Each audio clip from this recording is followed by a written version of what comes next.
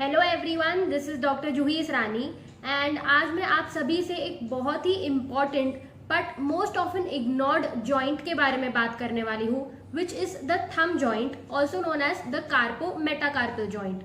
So actually, if you notice, when we hold anything, any object, it is almost impossible to hold that object without the thumb.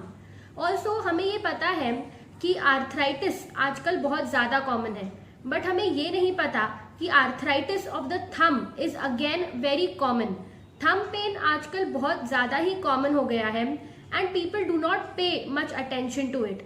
We have to understand that अगर thumb का pain हुआ and thumb का mobility कम हो गया, सो ऐसे बहुत सारे एक्टिविटीज हैं जो स्टॉप हो जाने वाले हैं एंड ऐसे बहुत सारे एक्टिविटीज हैं जो हम नहीं कर पाएंगे, लाइक बाल बनाना, कोई भी चीज हाथ में होल्ड करना, लाइक एक बॉटल को होल्ड करना, और as even daily activities like bathing can be difficult if the thumb is a problem.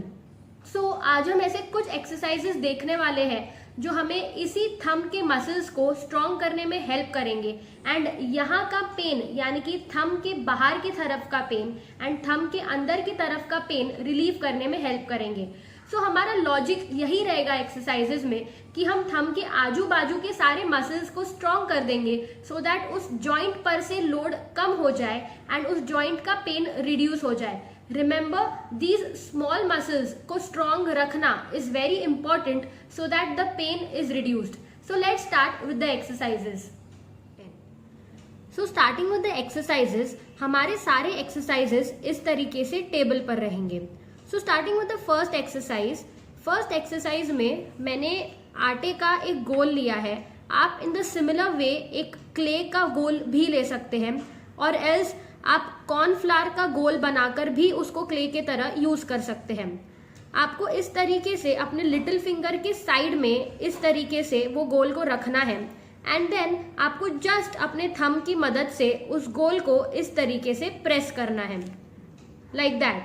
So showing it again, मैंने इस तरीके से उस गोल को अपने थंब से प्रेस किया हुआ है. आपको जस्ट उसको प्रेस करना है, अपने थंब का इंप्रेशन बनाना है एंड देन इस तरीके से उसको छोड़ देना है. रिमेंबर, ये एक्सरसाइज हमारे थंब का बल्क मसल जो है यानी कि ये मसल को एक्सरसाइज करने में हेल्प कर रही है. So this was the first exercise for thumb joint. Now starting with the second exercise. Second exercise आपको एक रबर बैंड की मदद से करनी है.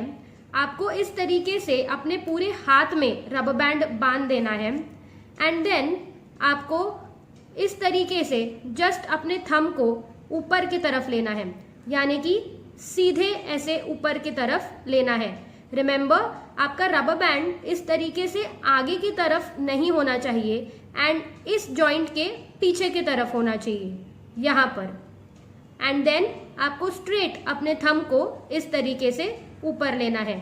ये एक्सरसाइज हमारे थंब का बाहर का मसल यानी कि अबडक्टर पॉलिसिस को एक्सरसाइज करने में हेल्प करेंगी.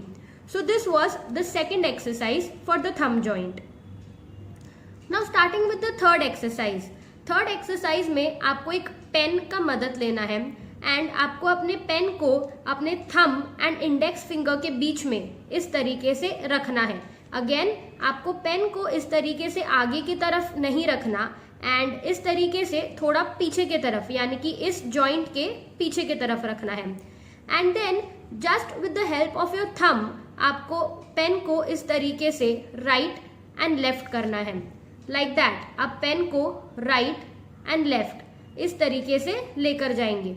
रिमेंबर, जितना ज्यादा मोशन होगा उतनी ज्यादा एक्सरसाइज इस मसल की होगी. ये एक्सरसाइज थी हमारे थंब का अंदर का मसल यानी कि अडक्टर पॉलिसिस मसल के लिए. So this was the third exercise for thumb joint. Now starting with the fourth exercise. Fourth exercise again एक रबर बैंड के साथ है. आपको रबर बैंड को अपने लिटिल फिंगर में बांध देना है एंड अपने थंब में बांध देना है and then same rule follows here also. आपको रिमेंबर करना है कि आप रबर बैंड को आगे की तरफ नहीं, थोड़ा पीछे की तरफ रखेंगे एंड देन जस्ट आपको अपने थंब को बाहर की तरफ लेना है. आप अपने थंब को इस तरीके से बाहर की तरफ लेंगे, like that. Okay, so first exercise में हमने उसे अंदर के तरफ लिया था, जो आटे वाली एक्सरसाइज थी। इस एक्सरसाइज में हम उसे बाहर की तरफ यानी कि in the similar manner opposite way में लेंगे। सो ये एक्सरसाइज थी हमारे थंब के बाहर के मसल यानी कि एक्सटेंसर मसल्स के लिए। So these were the 4 very important exercises for the thumb. So these were the 4 very easy but important exercises for the thumb joint.